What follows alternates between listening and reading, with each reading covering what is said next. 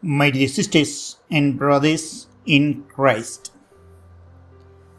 this Sunday's Gospel reading tells us about Jesus going to the synagogue on a Sabbath day in Capernaum to pray.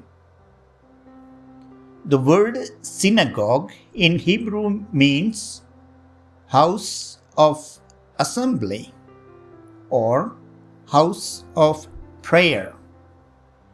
When the people of Israel were in exile, they had no temple to pray as a community.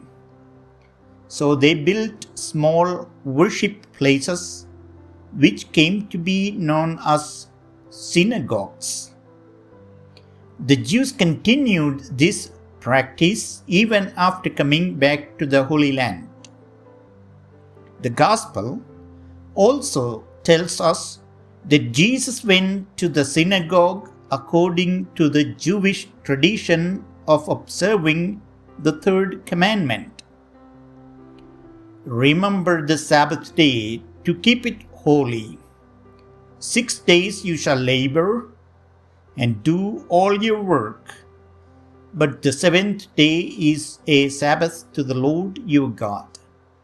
Exodus chapter 20 verses 8 to 10. Christians accept the 10 commandments and observe the tradition of worshipping the Lord on a specific day.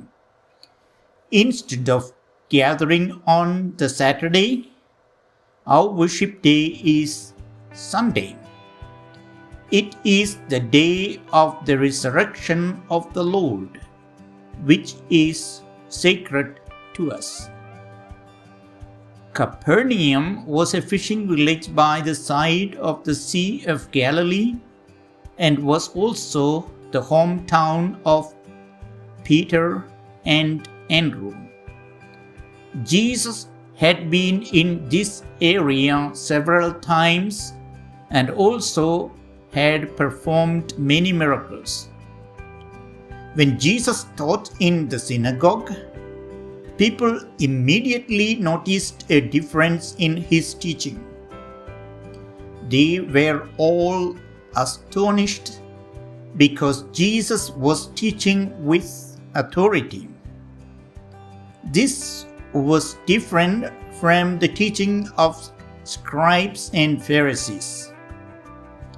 They relied on the authority of God or the prophets to substantiate the truthfulness of their teaching. There was nothing wrong in depending on the authority of God. However, their deeds did not correspond to their words, which affected their credibility.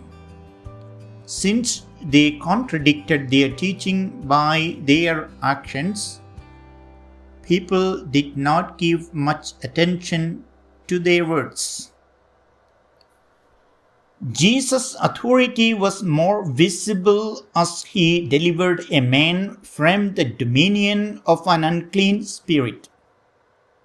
This poor man was tormented by the devil, and Jesus freed him because he had authority over unclean spirits.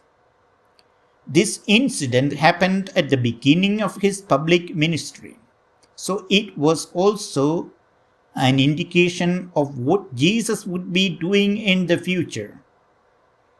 With the coming of Christ, God has begun his work in dismantling the powers of darkness. Jesus brought deliverance and joy to the lives of those who were willing to come near him. Jesus continues to exercise this healing through the ministries of the church. The scribes and Pharisees used their authority to show their power. Their authority was exercised to serve their self-interest. The authority of Jesus is in service, humility, love, and also in freeing human beings from the bondage of evil.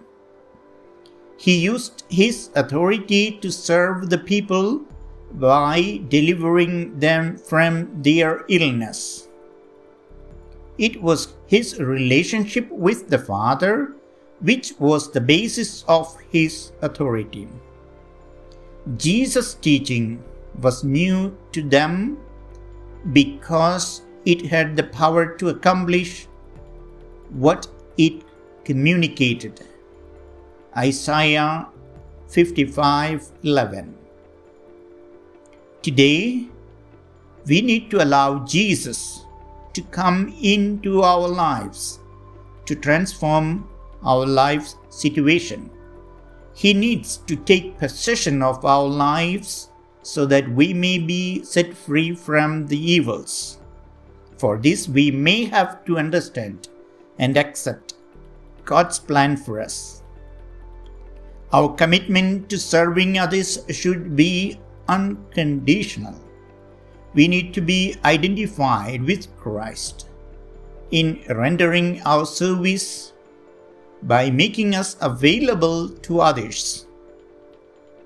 Let us continue to imitate Christ in exercising our authority in our daily lives. Let us also come to Jesus today for full deliverance from our bondage of life.